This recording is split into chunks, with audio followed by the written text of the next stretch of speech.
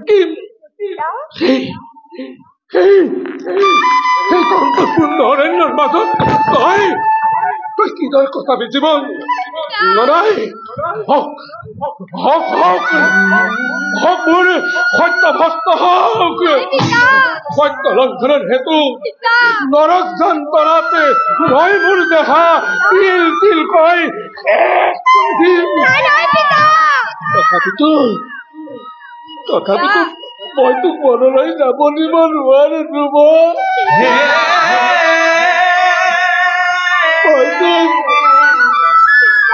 মই তোক মনলৈ যাব দিব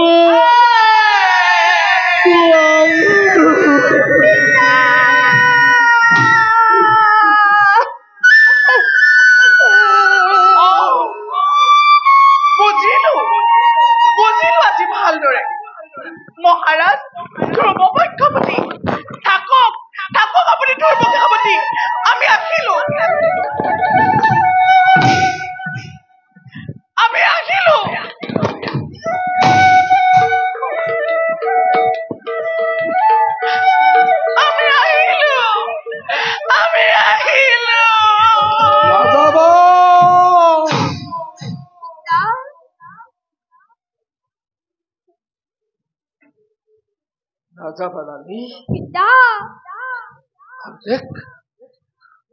খন্তেক অপেক্ষা কৰা তোমাৰ ইচ্ছাকেই পূৰ্ণ কৰিম আজি সন্তে উত্তৰ স্নেহময় ধীৰু বিসৰ্জন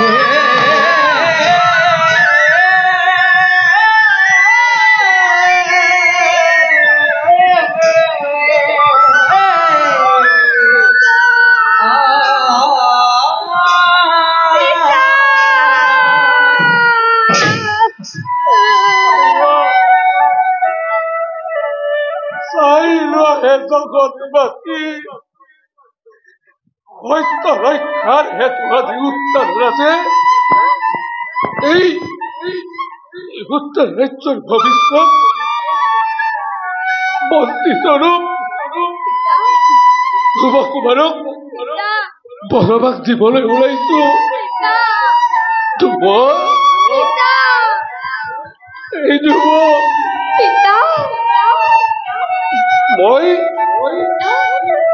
মই মোৰ সত্য ৰাখি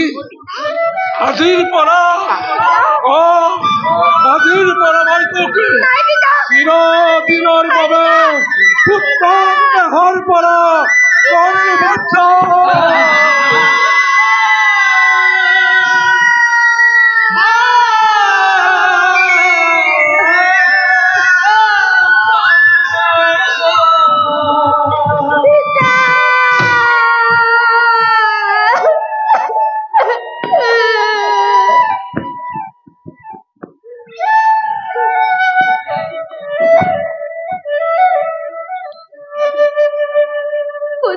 পিতৃদেৱ মোৰ আপোনাৰ মই নতশিৰে তুলি যাবলৈ ওলালো আজি ৰাজ্য ত্যাগ কৰি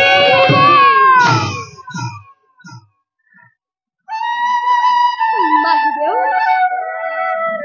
ৰাজ আভৰণৰ মোৰ নাই প্ৰয়োজন এয়া লগ মোৰ ৰাজ ধ্ৰুৱ হে প্ৰভু অগতিৰ গতি পুত্ৰ হয় পিতৃবাক্য পালি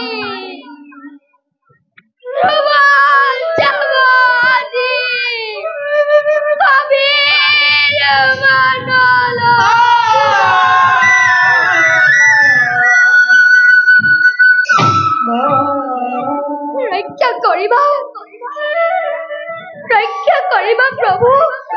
বিপদৰ সময়ত পিতা আৰু মাহিদেউ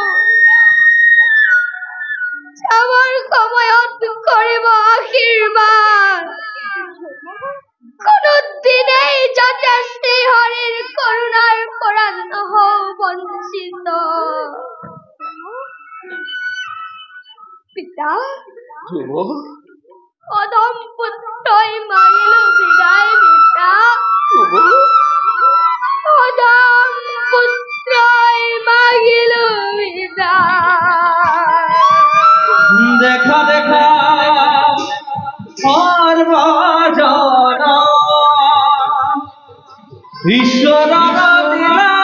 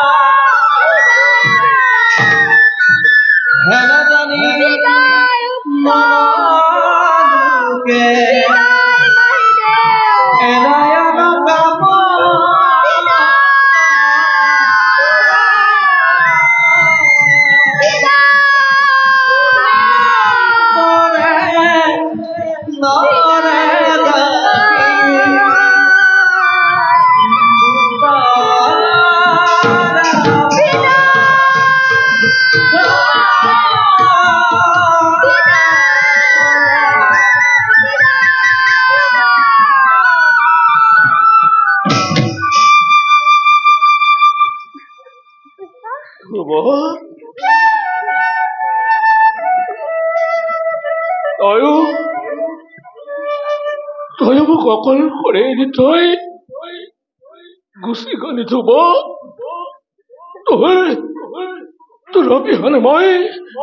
তোৰ অবিহনে মই কেনেকৈ জীয়াই থাকিম ৰাণী আজি উচিত হল নে ৰাণী মই মোৰ পুত্ৰকে দিলো বনবাস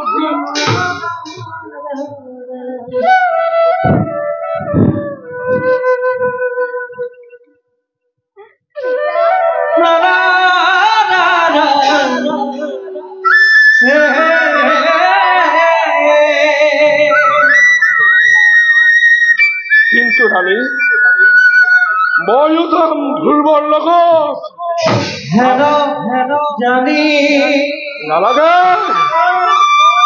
নালাগে মোক ৰাজ্যধন নালাগে মোক ৰাজ সিংহাসন আজি এই সকলো মই দিলো বিসৰ্জন নাম হবে নিৰন্তৰে হৰি নাম গোৱা মই আহিলো উত্তম মই আহিলো উত্তম মই যাবই লাগিব উত্তম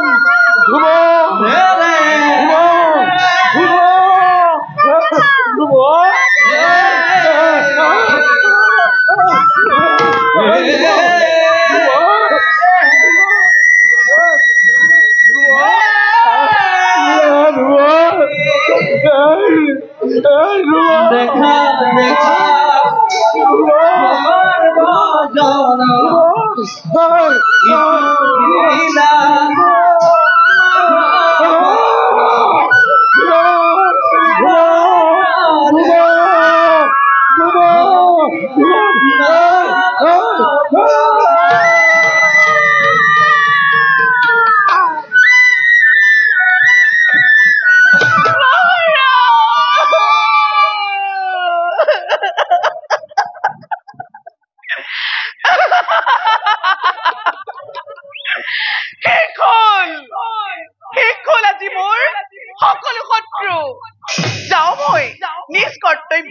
অগ্ৰসৰ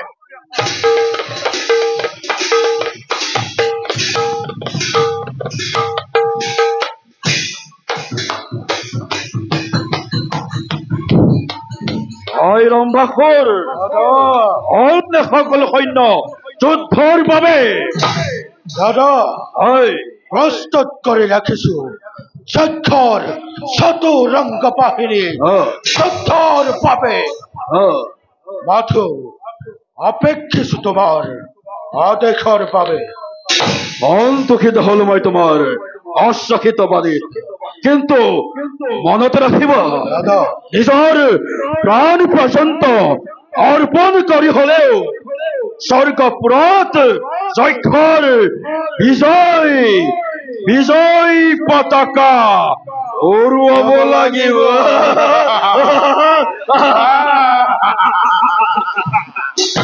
সঁচা কথা দাদা, আক্রমণ কৰি স্বৰ্গ ৰাজ্য বন্দী কৰি লৈ আহিম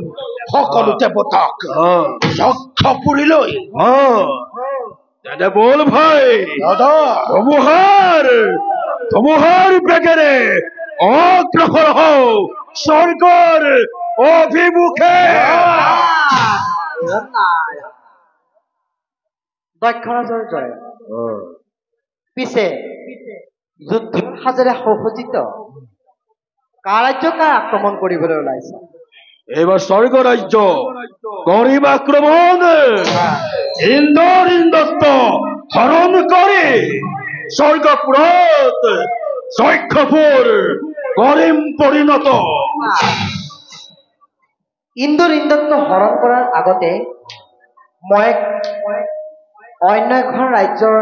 আক্ৰমণ কৰিবলৈহে উপায়। অইন্দ্ৰ ৰাজ্য শুনা, বৰ্তমান উত্তৰ ৰাজ্য অৰাজক সৰুৰণীয় অত্যাচাৰত ধ্ৰুৱ কুমাৰ বনবাস আৰু উত্তৰ ৰাজ্যকো বনবাস দিছে। সেয়েহে এই সুযোগতে সেই ৰাজ্য আক্ৰমণ কৰি পূৰ্বৰ প্ৰতিশোধ নোলোৱা কিয়?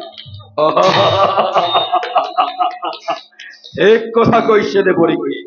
এই সুযোগতে উত্তম রাজ্য আক্রমণ করে উর্বর প্রতিশোধ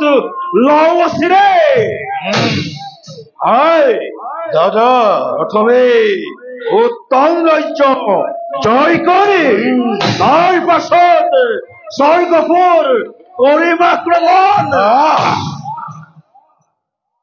নিষ্কৰ্তব্য অগ্ৰসৰ, পিছে আমি মাগিছিবি। নারায়ণ নারায়ণ। বলো ভাই, দাদা অতি শীঘ্রে উত্তম রাজ্য লই করু গমন। ওলা দাদা, ওলা বিলম্বর নাই প্রয়োজন। জয় যক্ষরতনর, জয় জয় যক্ষরতনর, জয় জয় যক্ষরতনর। জয় জয় জয় দাও কাছে নিতা কৃতা দিদি ওয়ারে উত্তান রাজ্যে চলি যায় বিরাজক্ষ গণহরি ওয়ারে পদ ভরে বহুমতে প্রধানে কম্পয় হরি দাও জিতাই লাগবে না দিতা দে।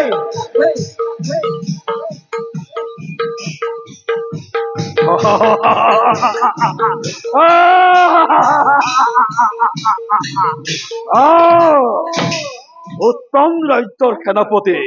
তপর সিংহকে হত্যা করি হলুমাই উত্তম রাজ্যর এক শক্তি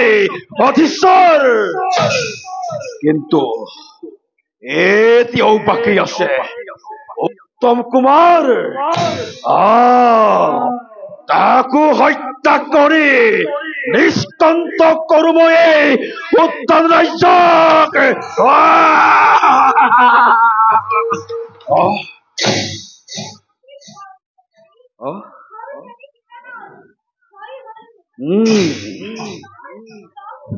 হাতে না পাবে নিষ্ঠার এই রাষ্ট্র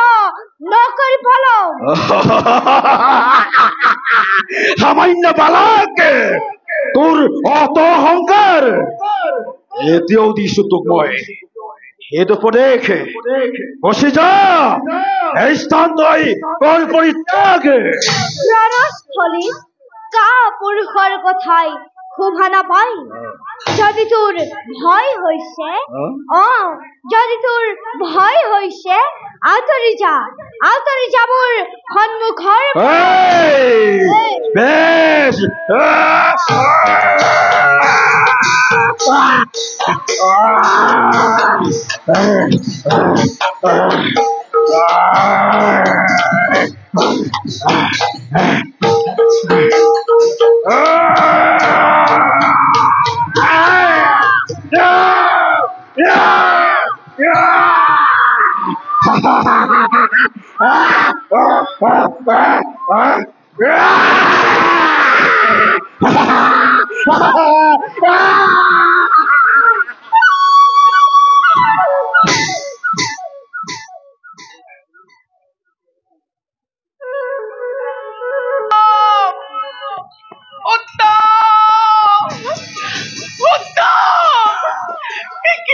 শুনিবলৈ পালো মই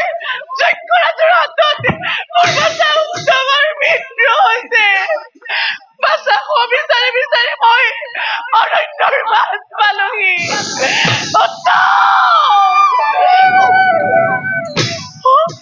উত্তম, উত্তম, উত্তম, অ বাচ্চা কি হ'ল তোৰ মুখে নপতা হলি যে বাট বাচ্চা এবাৰ নাই বুলিবা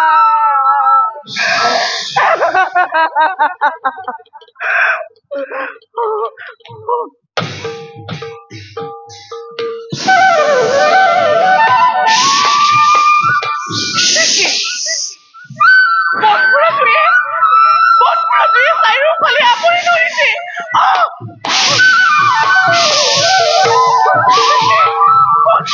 চাৰিওফালে আপুনি ধৰিছে।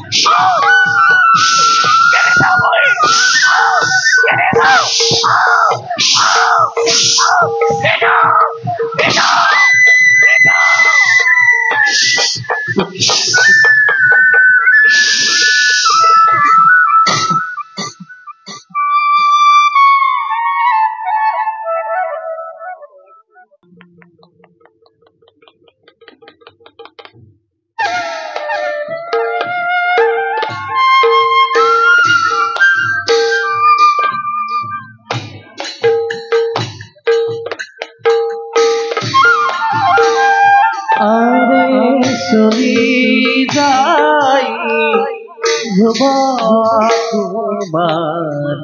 বনরভি তরে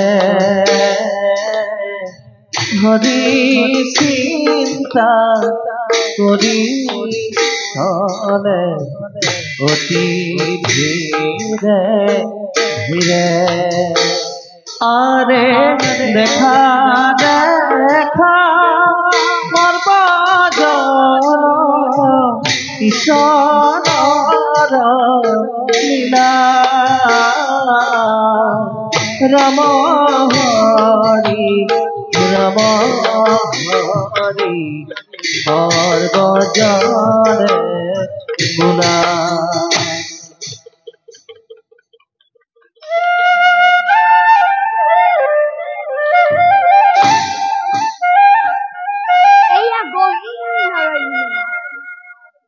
ইয়াত মানুহৰ প্ৰভাৱ নাই। ইয়াতে মোৰ চিৰ আৰাধ্য নাৰায়ণ চৰণক জপ আয়োজন কৰোঁ।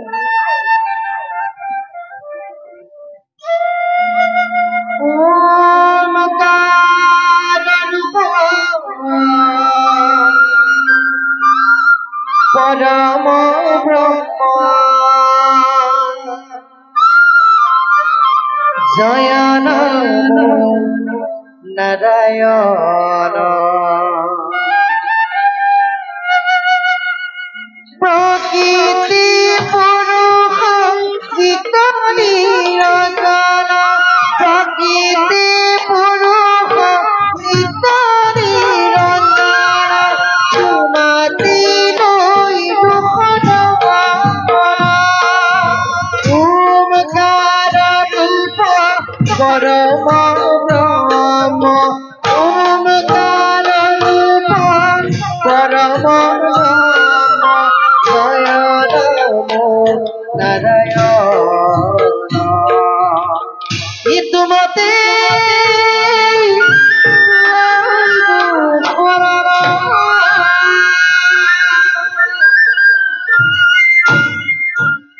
প্ৰণাম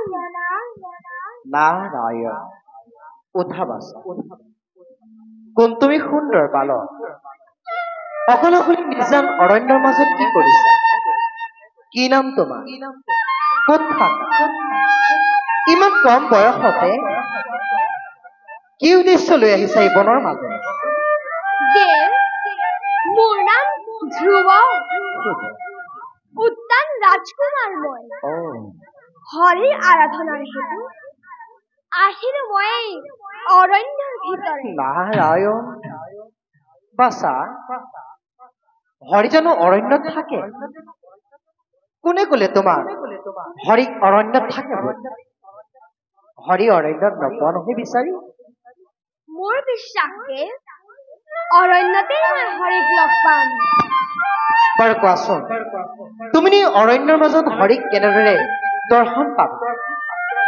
তেন্তে শুনক যে কোৱা বাছা হৰি বুলা হৰি বুলা হৰি নামৰ বিনে আউৰা আনগতি নাই হে হৰি বুলা নাৰায়ণ বাছা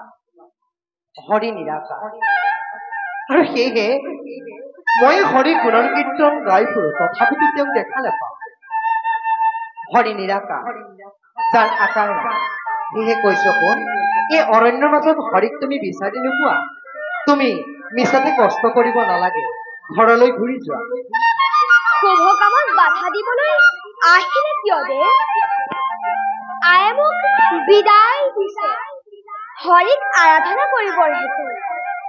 আপুনিও মোক উপায়হে দিব লাগে হয় বাছা তথাপিতো সেই হৰিক যদি আৰাধনা কৰিব জানা হয়তো দৰ্শন পাবও পাৰা কিন্তু বাছা মহা মহা ঋষিমুনি সকলো হাজাৰ হাজাৰ বছৰ ধৰি যাক তপস্যা কৰি দৰ্শন পোৱা অসম্ভৱ আৰু সেইজন শ্ৰীহৰিক দৰ্শন পাবলৈ তুমি জানো শ শ বছৰ তপস্যা কৰিব পাৰিবা দে বালকৰ কান্দোলত পিতৃ মাতৃ নিশ্চয় হোৱাৰ দৰে জগত পিতাই মোক মৰম কৰিব বুলি ভাবিছো শ শ বছৰ তপস্যা কৰিব লাগিব জানো দে অদ্ভুত জ্ঞানগৰ্ভ কথা উপায় এটা নিদিলে নহব নীৰৱ হল কিয় দে তেন্তে মই যাওঁ আপোনাৰ ওচৰত সময় নষ্ট কৰিলে মোৰ পৰম হব হৰিক আৰাধনা কৰোঁ মই ৰবা ৰবা ৰবা বাছা তুমি মোৰ প্ৰকৃতৰ পৰিচয় এতিয়ালৈকে নাজানা মই হৈছো দেৱঋষি নাৰদ বাছা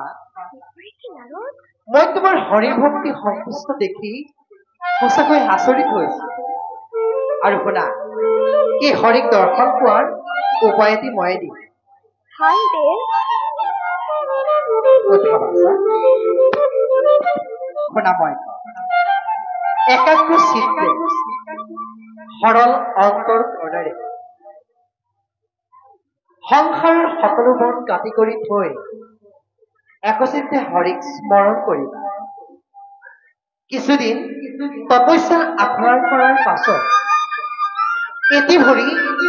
জোৰৰ ওপৰত ৰাখি আনটো বৃদ্ধ আভুনিৰ ওপৰত ভৰ দি উদ্ধবাহু হৈ তপস্যা কৰিবা এই ধ্যানৰ লক্ষ্য হব গুণাময় শ্ৰী হৰি ৰূপ শুনা ধ্ৰুৱ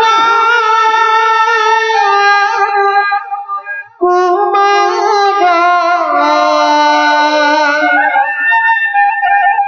শংখ চক্ৰ গদা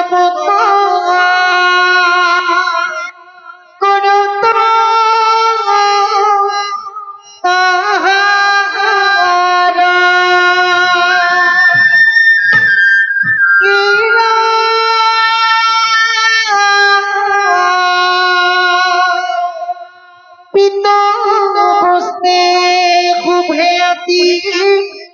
শ্ৰম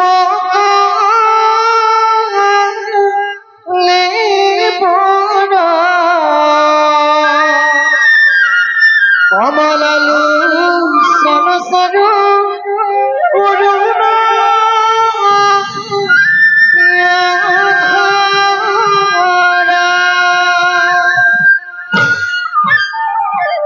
আৰু এই ৰূপ হৃদয়ৰ গোপন স্থানত ৰাখি যোগাসনৰ জৰিয়তে এক মনে এক ধ্যানে হৰিক চিন্তা কৰিব লাহে লাহে তোমাৰ মন প্ৰাণ হৰিৰ ওপৰত লীন হৈ পৰিব দেখিবলৈ পাবা তোমাৰ হৃদয়ত সেই পৰম ব্ৰহ্মৰ ৰূপস্বৰূপ দুচকু মেলিলেই দেখিবলৈ পাবা চতুৰ্ভুজ মূৰ্তিৰ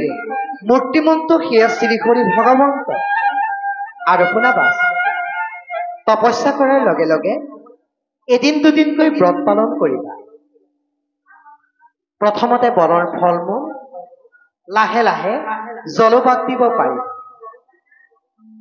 আহাৰ হ'ব তোমাৰ কেৱল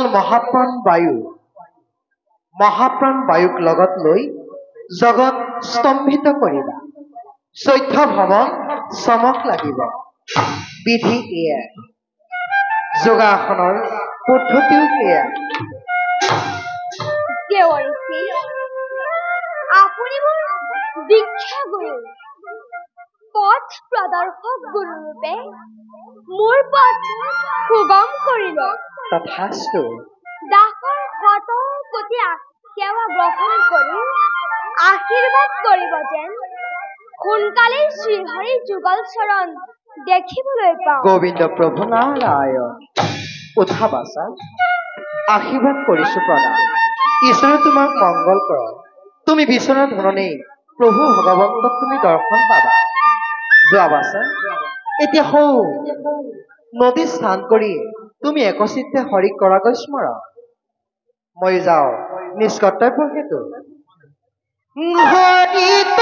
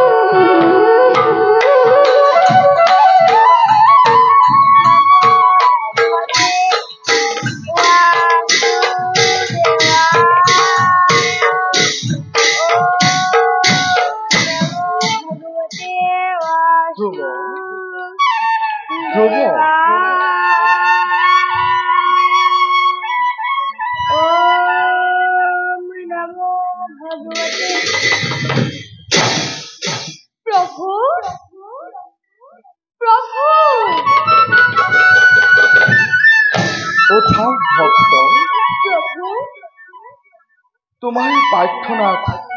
অতিকৈ আনন্দিত আমি হে নাৰায়ণ ব্ৰহ্মহৰি আজি সাক্ষাতে দেখি তোমাৰ যুগল চৰণ ধন্য হল ধ্ৰুৱৰ জীৱন হে প্ৰভু দাসৰ মনোবাঞ্ছা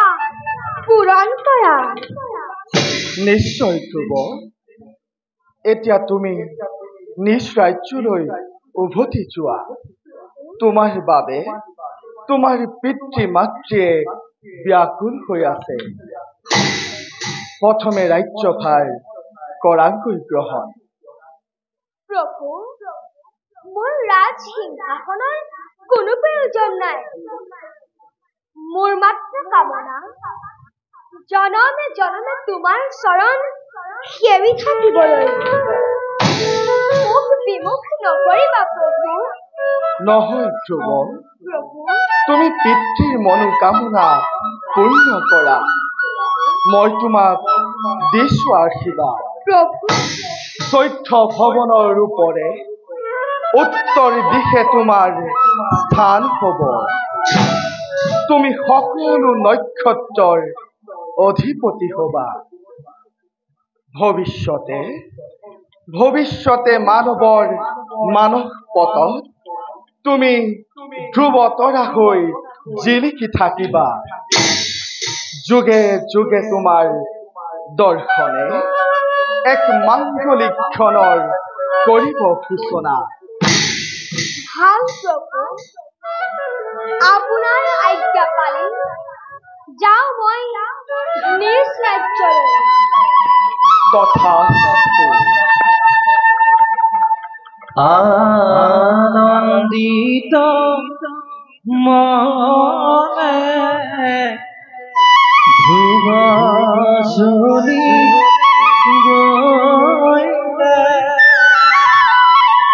হৰিৰ চৰণ চিন্তি প্ৰাণ মুকুতি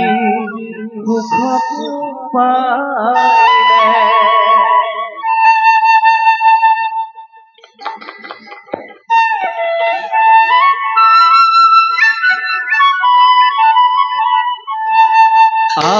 আনন্দিত